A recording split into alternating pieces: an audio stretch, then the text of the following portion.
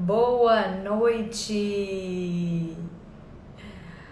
Boa noite! Estava sumida das lives, mas estamos de volta. Tudo vai se ajeitando e vai dando tudo certo.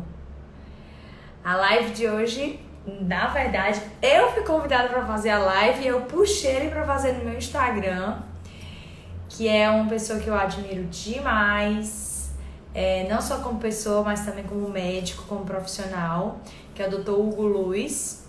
Ele é cirurgião de cabeça e pescoço e ele me convidou para fazer essa live para a gente falar sobre tireoide, porque hoje é o Dia Internacional da Tireoide. Então, nada mais justo do que nesse dia a gente fazer uma live. Então, eu vou convidar ele aqui.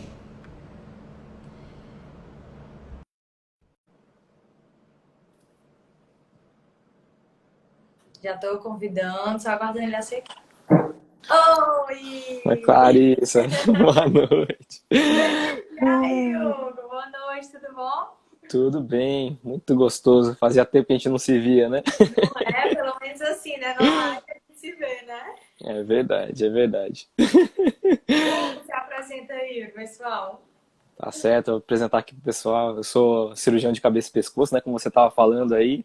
E a gente mexe com um lado da tireoide que não é não é talvez o mais conhecido, né? O nutrólogo mexe, a gente cabeça e pescoço também atua sobre as doenças da tireoide. Mas muita gente só conhece o endocrinologista nessa história. Então, É, é bom eu acredito que para as pessoas é interessante elas verem essa visão um pouquinho diferente, né? De como é que a gente vê essa questão da tireoide. E eu sou paulista, né? E tô aqui no Ceará já tem mais ou menos uns 10 anos e é muito gostoso estar aqui, né? uma coisa boa. Então, a gente resolveu falar um pouquinho sobre esse tema, né? Já que é o Dia Internacional da Tireoide, porque como eu estava falando um pouco mais cedo, realmente muitas vezes muitas pessoas têm alterações da tireoide e não sabem, né? E ficam por muito tempo ali, às vezes, ou com sintomas que podem ser algumas doenças, um hipotireoidismo, por exemplo, ou até um nódulo ali na tireoide, que a pessoa não faz um exame de rotina e vai ficando sem esse acompanhamento. E hoje a gente queria dar o primeiro start nesse assunto, porque a gente vai fazer outras lives, mas o primeiro start para falar da importância das pessoas olharem para a tireoide, assim como olham para o coração, que fazem muitas vezes de rotina exame do coração, ou as mulheres normalmente fazem a prevenção ginecológica, fazem ultrassom de mamas, transvaginal. Então, olhar para a tireoide com esse olhar também de prevenção, de medicina preventiva, para ter esse cuidado e acompanhamento, tanto para você diagnosticar precocemente algo, né? Seja um nódulo, seja uma doença, o que seja, tanto para você diagnosticar, quanto para você também fazer o acompanhamento, né? De tratamento. E aí, uma Isso. das coisas que eu vejo demais hoje, Hugo, é nódulo na tireoide, né? Você sabe que eu mexi muito com esse É, nódulo. Então, quase não assim, é comum. é muito comum a gente ouvir falar, todo mundo fala de hipotireoidismo, né? Muita gente tem hipotireoidismo, principalmente as mulheres, né? Então, muitas mulheres são acometidas pelo hipotireoidismo, mas que demoram muito para terem o diagnóstico. Então, são mulheres que vêm arrastando aqueles sintomas, né? De cansaço, indisposição, queda de cabelo, unha quebradiça, aquela sono que não tá ruim, retenção de líquido, queda da libido. Então, são tantos sintomas que acaba que você vai correlacionar, é o trabalho, é o anticoncepcional, é porque eu tô dormindo tarde, acordando cedo. Então, você vai, pega tudo no dia a dia, vai correlacionando e Isso. acaba nunca investigando, muitas vezes não investiga, a não ser que vá de rotina no médico, que ele peça exames e ele suspeite, né? E aí, Isso. muitas vezes é comum dessas pessoas também já apresentarem os nódulos na tireoide. Então, fala aí um pouquinho dessa questão de nódulo na tireoide. É para se desesperar? Tem que tirar a tireoide? O que tem que fazer? Conta aí. Então, assim, excelente introdução sua. Hoje, como Dia Internacional da Tireoide, a principal assim, função desse dia, quando ele foi criado, em 2007 para 2008, foi justamente isso. para alertar para as pessoas que tireoide existe, né? Então, é muito fácil as pessoas lembrarem que existe coração, que existe pulmão, que existe a parte ginecológica, próstata, mas às vezes as pessoas se esquecem que tireoide existe. E às vezes entram num sofrimento, né, por conta de uma série de sintomas que podem aparecer no hipotireoidismo, como você estava falando, né? Então, e a pessoa tenta explicar por milhares de motivos, e quando muitas vezes é muito simples fazer um diagnóstico desse tipo, né? Que pode mudar completamente a direção da vida da pessoa, A né? qualidade de vida muda, né? Depois que você começa a tratar. Sim, o que eu gosto demais assim, do que você faz é isso, essa questão de cuidar da saúde, né? De buscar tá sempre de olho, né? Porque essas coisas às vezes passam desapercebidas. E o diagnóstico muitas vezes é muito simples, né? Um exame de sangue, né? A gente já consegue às vezes matar a charada, pelo menos achar o caminho de... Direcionar, né? Isso. Então, a finalidade desse dia de hoje justamente é essa, né? Lembrar que a tireoide existe, né? Quem já teve algum problema de tireoide provavelmente deve estar ouvindo isso daqui e deve estar pensando, pareceu alguma coisa assim comigo e isso aconteceu comigo, né? Pode sentir que aconteceu assim ou com alguém da família, é muito comum. E a outra parte que você estava falando é a questão dos nódulos, né?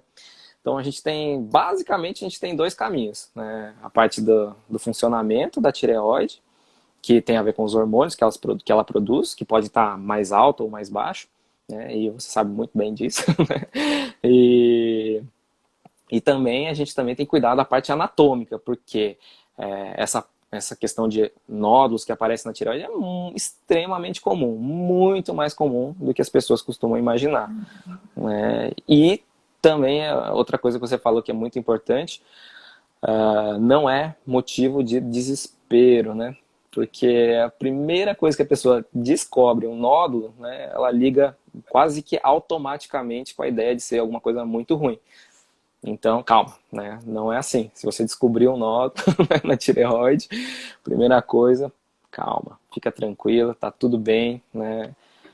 E é importante a gente dizer isso antes das pessoas fazerem os check-ups, né, que elas estão fazendo. Você está pedindo aí, está cuidando da saúde de modo mais global e está cuidando. Essa informação é muito importante de chegar para as pessoas antes delas fazerem o exame.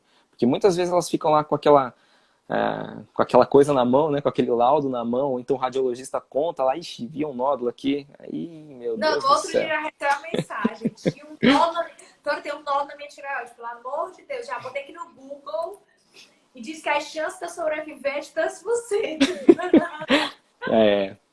É isso mesmo. Dá um desespero. As pessoas chegam muitas vezes desesperadas, né, com o diagnóstico de um nódulo, e isso causa um pavor. E a gente tem que começar a desmistificar isso um pouco, né? Levar esse tipo de informação também. Claro, às vezes tem doença séria, pode acontecer, claro, de ter um câncer de tireoide mais agressivo, alguma coisa assim, mas isso é mais raro, né? E a maioria das vezes, mesmo quando a gente já tem alguma metástase no pescoço, quando tem doença já que se espalhou localmente, até às vezes para pulmão, quando tem uma metástase à distância, mesmo assim, as chances da pessoa ficar boa com o tratamento é altíssima, né? Um caso assim anedótico que eu que eu falo é uma paciente que eu tive na minha residência já há um tempo atrás, há uns minutos atrás, Minutos atrás, sei. uns minutinhos, e ela teve um câncer de tireoide, ela teve que esvaziar o pescoço de um lado, teve que esvaziar do outro, teve metástase pulmonar, teve que fazer iodo várias vezes, tudo mais, super preocupada com a história, né? E depois de tudo isso, hoje eu continuo acompanhando ela aqui à distância de vez em quando, né? Ela vai dando notícias, e com um filhinho de 12 anos já. de, Depois de tudo isso, né? Então, também é importante a gente dizer isso, né? Que essas histórias, elas mexem com a gente no sentido de animar as pessoas que podem estar passando aí por um diagnóstico desse tipo. Então, muito importante a gente prevenir, cuidar, estar atento, né, para a possibilidade dessas coisas acontecerem. Claro, muito melhor a gente descobrir num estágio anterior, né, e cuidar das coisas antes, e para que não precise de cirurgias maiores, né? E tratamento com iodo, tudo mais, né? Perfeito. E como é que você faz para saber, por exemplo, precisa funcionar sempre? Qual seria a necessidade, por exemplo? Fez ultrassom, deu nódulo, certo? Uhum, sim. Aí a primeira coisa é que todo mundo vai se desesperar, né? Porque é básico, todo mundo vai dar aquela desesperada normal. Sim. E aí precisa fazer a partir desse momento. A pessoa faz o que com esse resultado de nódulo? Isso aí é assim, eu mesmo, né? Recentemente eu fui fazer um curso de ultrassom e aí eu fui cobaia, vamos dizer assim. Então, foram fazer ultrassom em mim, eu fui fazer nas pessoas também. Pensa que não fica apreensivo? Claro que a gente fica, né? Quando a gente está na reta, a gente sente, né? A gente fica ansioso e tudo mais. Então a gente entende como as pessoas ficam ansiosas com a descoberta de alguma coisa, né? Então, assim, descobrir o nódulo, né? Tem que ser levado. O ideal é que alguém que esteja acostumado no seu dia a dia a olhar para os nódulos possa avaliar isso daí, tá? Porque, assim, a gente cabeça e pescoço, nosso dia a dia, nosso feijão com arroz, nosso dia, todo dia eu tô lá no consultório abrindo o ultrassom e olhando lá tanto o laudo, né? Tanto o laudo do radiologista é importante, como ele descreve pormenorizadamente os detalhes do nódulo, se ele é hipoecóico, se ele é anecóico, todo aquele blá blá blá de termos médicos, né? Aquilo ali é muito importante. E as imagens também. Então, o registro das imagens no ultrassom, elas dizem muito, aquele jeitão. A gente já está acostumado a ver todo dia, toda hora, milhares de nódulos, então a gente consegue separar um pouco mais fácil o joio do trigo. Não que a gente saiba 100%, claro que nunca vai ser assim. Que Mas não a é só gente pelo tamanho, né? Você olha muito pelas características do nódulo. Isso, o tamanho é importante, de certa forma ele é importante, de alguma forma, né? Mas não é só isso, né? As características são muito importantes. Porque todo câncer ele nasce pequenininho, então, né?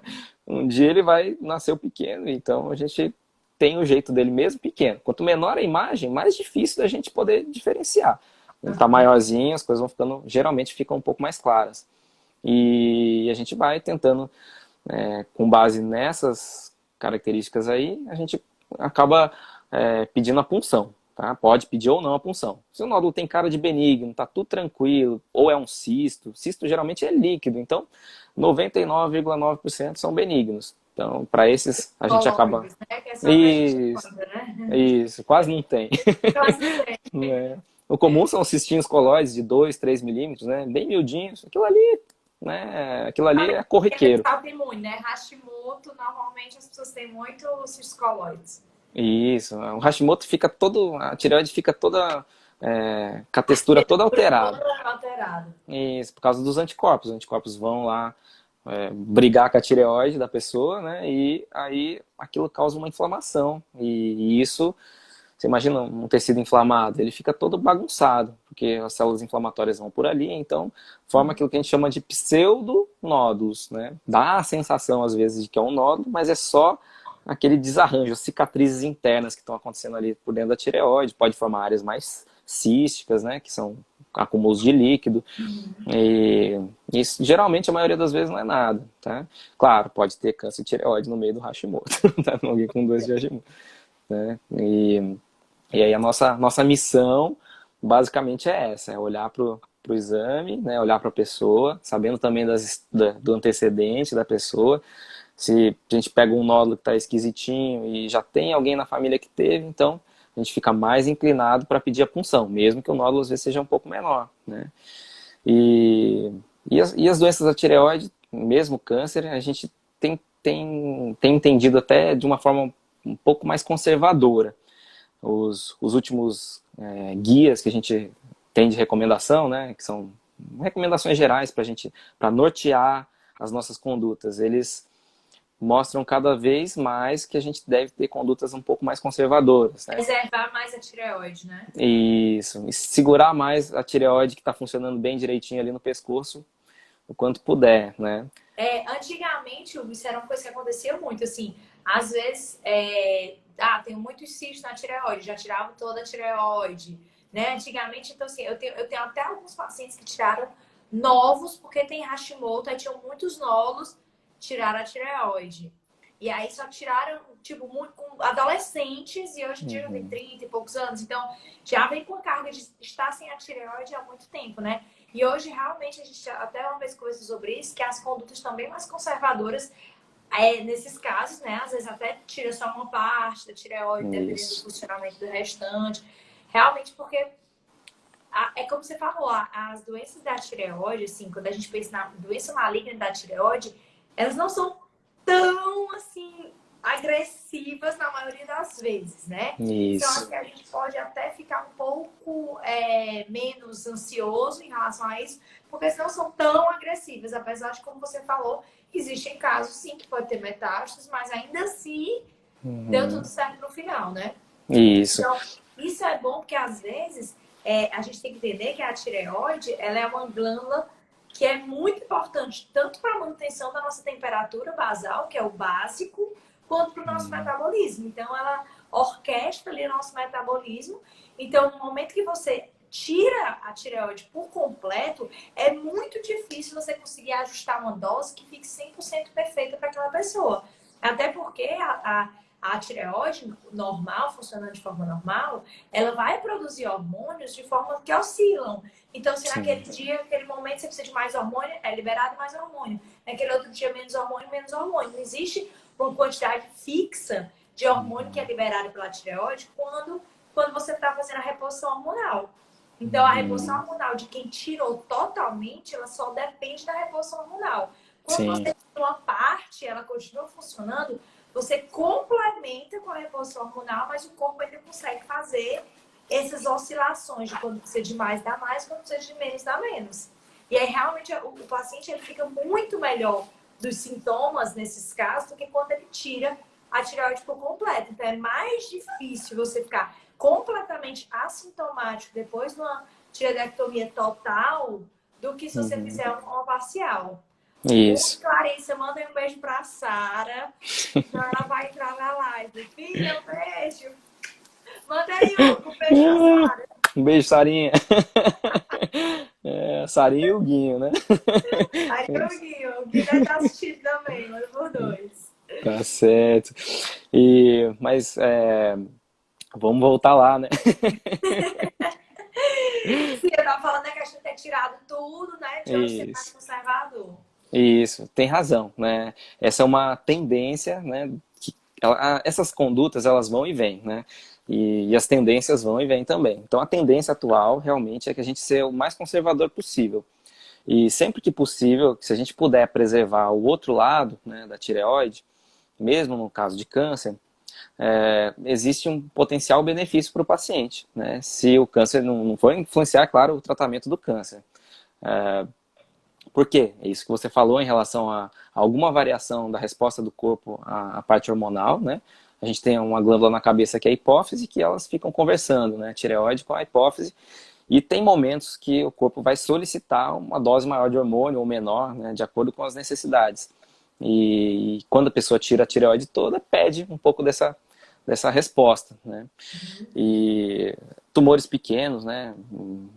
Que são mais limitados, que têm um padrão que não é agressivo na biópsia final, né? Tudo isso favorece a gente deixar o outro lado quietinho, né? Outras vantagens que a gente tem são os riscos da cirurgia. Quando a gente mexe de um lado só, a gente tem um nervinho ali, né? Dois nervinhos, na verdade, que são os laringeus, que regulam a voz, né? Que comandam o movimento das pregas vocais. Tanto a parte de movimentação, quanto do timbre. A gente tem os laringeus superiores e inferiores. Cada lado que a gente mexe, o risco é X. Se a gente mexer dos dois lados, pode ser um risco baixo, mas ele é um risco 2x, 2 vezes maior, né? E para isso também as paratireoides, que são aquelas glândulazinhas que regulam o cálcio. Se a gente mexe de um lado só, quase zero a chance da pessoa ter que tomar cálcio depois. Mas se a gente mexe dos dois lados, o risco da pessoa tomar cálcio, né, temporariamente ou pro resto da vida, ela aumenta bastante, né? Então, esse risco a gente tem que calcular, é importante. Pode parecer bobagem, né?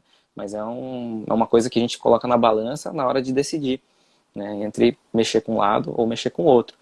E muitas vezes, os pacientes não gostam de ser passar, muitas vezes as pessoas não gostam muito de passar por uma cirurgia 2 vezes. Então tem muito essa questão. A gente sempre conversa. Vou colocar aqui que eu vou já ler umas dúvidas aqui que estão perguntando, eu vou jogar tudo para tu responder, tudo a tua Pode área. mandar. Então, ó, deixa eu até ver aqui. Era uma.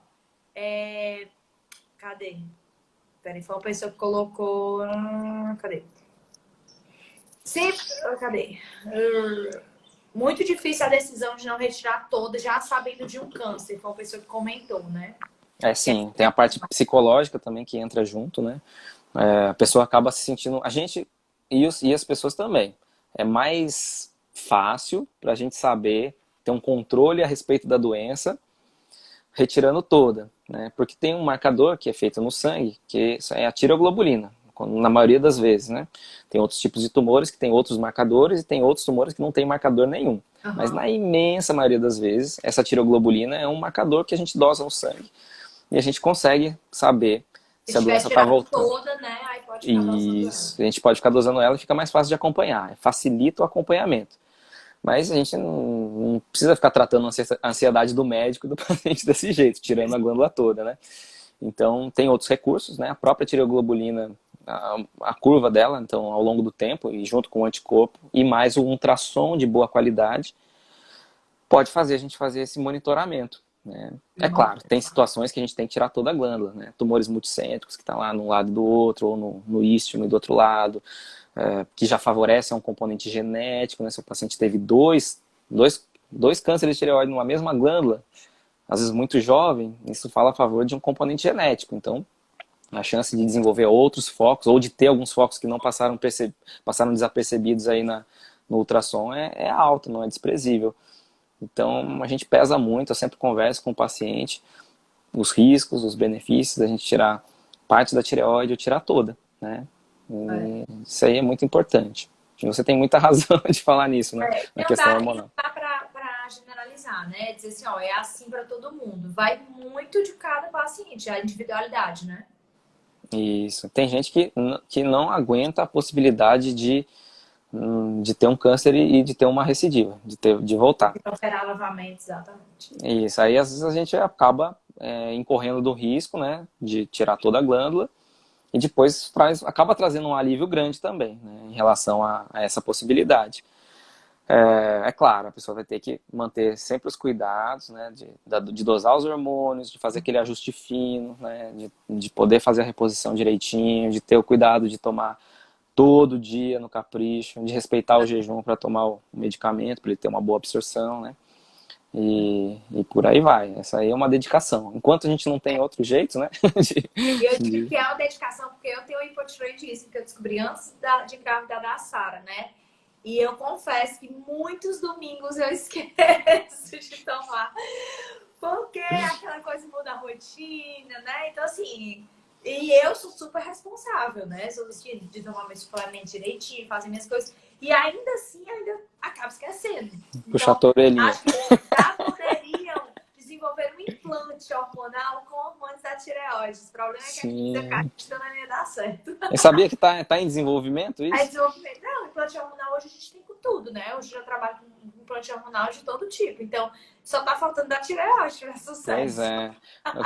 As últimas notícias que eu ouvi a respeito disso foi na Rússia. Eles fizeram uma bioimpressão, né, de um dispositivo lá que vai liberando o hormônio de forma mais gradual. Como tem a de estradiol para mulher na menopausa, de testosterona ou mulher andropausa, como já tem alguns, né? Só que realmente para a tireoide é um pouquinho mais diferente, porque a pessoa, primeiro pelo tempo de ação dele, né? Porque ele já é um que dura 7 dias praticamente.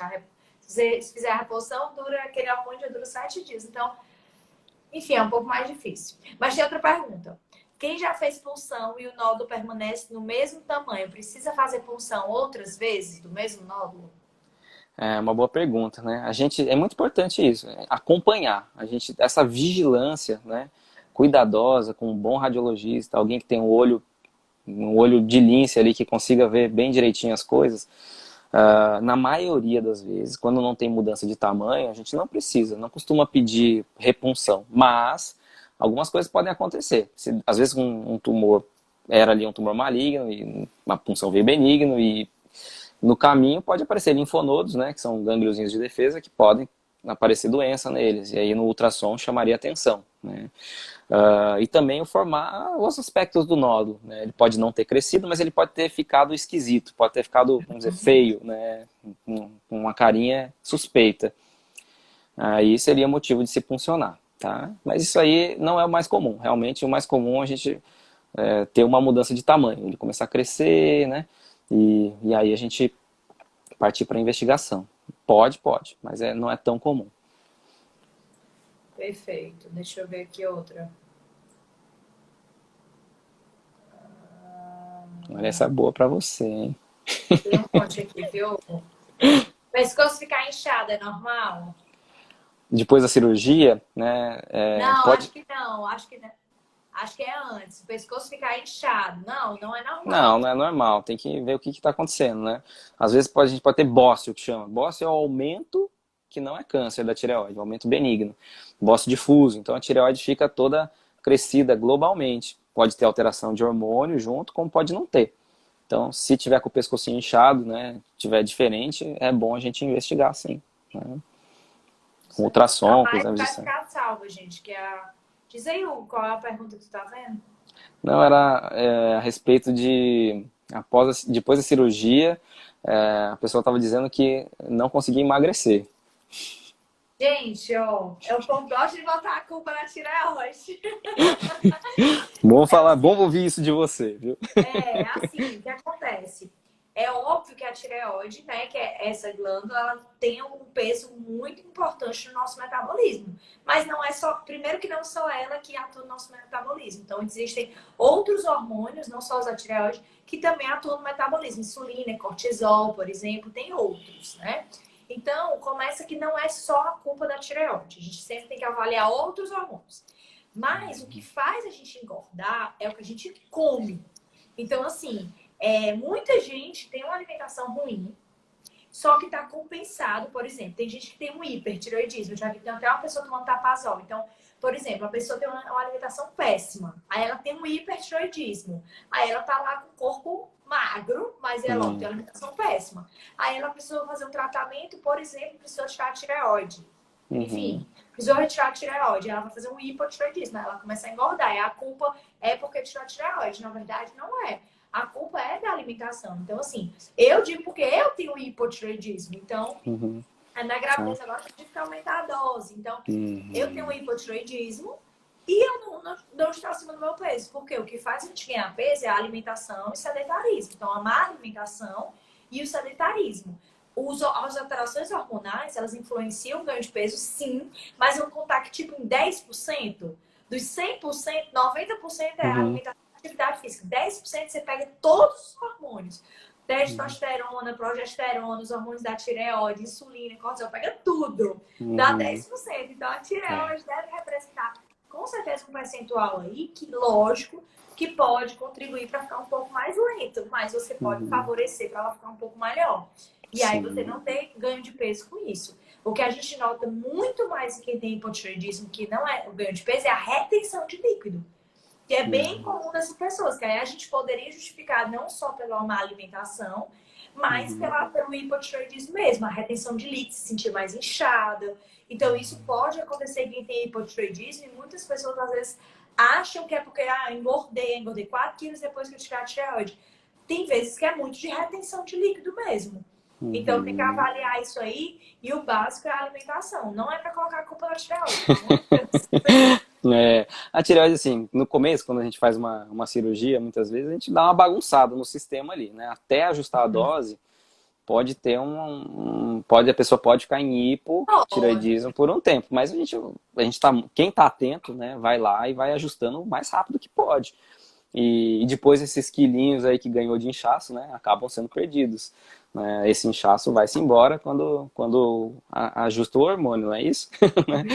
Exatamente. E você é o exemplo vivo, né, de que pode parar de pôr a culpa nela. Tem 3 anos, eu acho que eu descobri 1 ano antes da Sara, então já tenho há 4 anos, né, o hipotireoidismo. E tá aí, né? Nem precisa falar nada. Meu cabelo não cai, eu tenho muito cabelo, meus rios são fortes. Isso. Acho tratar, né? Tem que tratar. Eu acho que não tem, é difícil achar alguém com melhor do que você, que é paciente, Sou, sou minha sente na própria pele, médica. sente na pele as coisas acontecendo, para ver Exato. como é gostoso quando fica tudo ajustadinho, bonitinho, né? Os hormônios arrumados, né? A casa organizada, A casa né? organizada, a casa em ordem. Isso aí não tem jeito. Acho que eu tive uma invasão aqui. Oh, meu Deus. Eu acho que é isso. Vamos Muito deixar eu bem. falar mais coisas no próximo assunto, no próximo live? Sim, sim, vamos guardar, né? Vamos guardar para as Vamos próximas. guardar. Muito Gente, pois bem. é isso. Hugo, obrigada, viu, pelo convite. Tu me convidou, mas eu te joguei dentro do meu Instagram. É isso aí, é um bate-bola. Na próxima vez é você, hein? Não, tá ótimo. Olha, gente, vocês têm que seguir o Hugo. Hugo, diz aí teu Instagram. É DR Hugo Luz, Doutor Hugo Luz, né? Pronto, bem básico. Doutor Hugo Luiz. E você também, Clarice, fala aí para os meus, que provavelmente deve ter gente assistindo aí. Ó, o meu é DRA Clarissa Aguiar, é o que o pessoal tá assistindo aqui a live, né? Isso. Eu também falo um monte de assunto. Às vezes eu falo sobre tireoide, adoro esse assunto de tireoide, mas também falo sobre outros assuntos, sobre a questão de longevidade saudável, emagrecimento, enfim, outros assuntos. E o Hugo, que é cirurgião de cabeça e pescoço, também aí manja tudo de tireoide, então já acompanha ele, que ele vai fazer outras lives e se Deus quiser a gente faz uma outra lá no teu Instagram. Tô sempre aprendendo. Muito Pois bem. obrigada, viu? Obrigado, eu que digo. Obrigado demais aí por ter aceito aí. Um Ah, beijão grande para todos. prazer. Pois um beijo. Um beijo, Gente, eu beijo vou grande. deixar a live salvo, viu? Pronto, deixa eu encerrar aqui, viu? Eu vou fechar o teu. Vai Beijo, lá. Tchau, beijo. Tchau, obrigada. tchau. Beijo.